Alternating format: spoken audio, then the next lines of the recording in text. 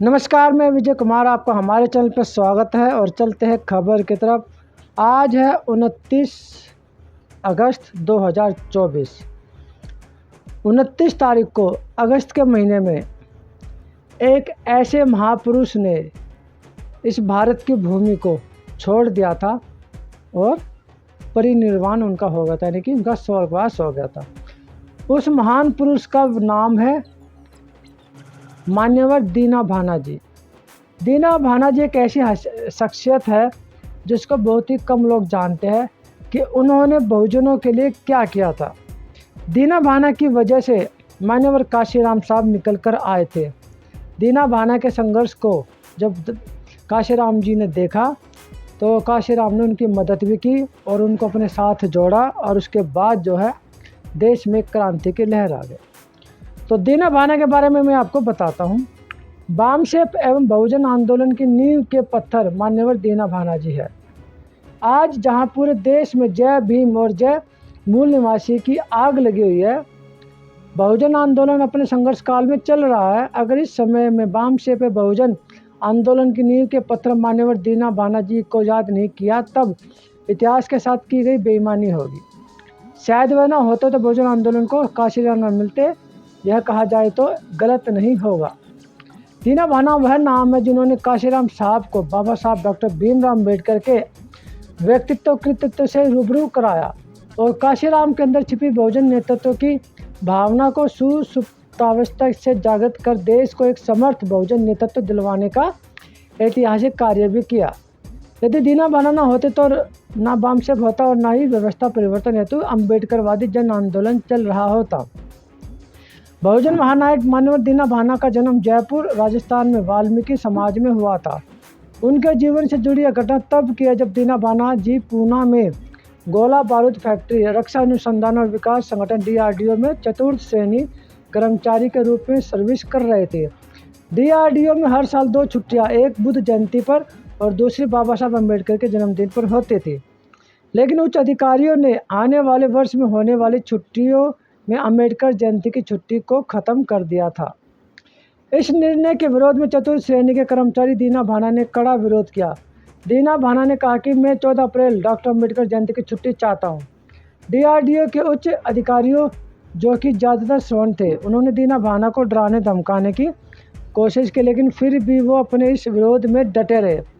आखिर दीना भाना नौकरी से बर्खास्त कर दिए गए। उस वक्त मान्यवर काशीराम साहब भी वही क्लास 1 ऑफिसर थे।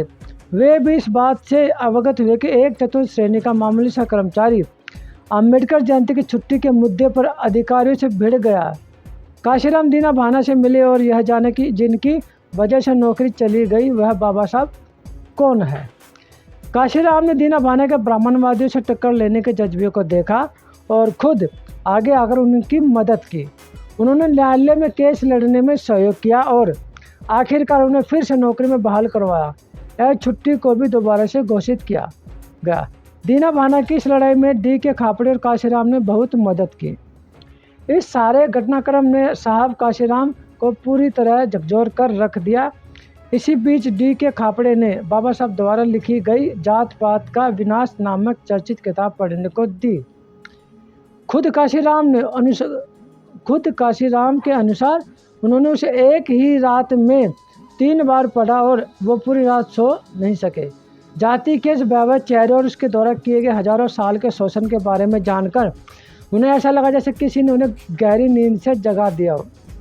बाबा साहब के जाने के बाद उनके आंदोलन के नहीं चल पाने के कारण पर काफ़ी गहराई से विचार किया और इस नतीजे पर पहुँचे कि जिस समाज की गैर राजनीतिक जड़ें मजबूत नहीं होती है, उनकी राजनीति कामयाब नहीं हो सकती। इन्हीं गैर राजनीतिक जड़ों को मजबूत करने के लिए काशीराम ने DK खापड़े, दीना भाना और साथियों के साथ मिलकर OBC, SC, ST और माइनॉरिटी के सरकारी कर्मचारियों को एकजुट करने की रणनीति बनाई। इस तरह से 6 दिसंबर 1978 को नई दिल्ली में वामशेप नाम का एक संगठन बनाया गया, जिसका पूरा नाम था backward and minority community employees federation, यानी कि पिछड़े और धार्मिक अल्पसंख्यक कर्मचारी संघ। इसके बाद जो कुछ भी हुआ वह इतिहास के पन्नों में दर्ज और आज अभी तक आप देखते भी आ रहे हैं। यदि दीना भाना न होते तो ना वामशेप होता और ना ही व्यवस्था परिवर्तन हेतु अम्बेडकरवादी जन आंदोलन चल रहा होता। शायद इस देश में जय भीम का नारा भी गायब हो गया होता।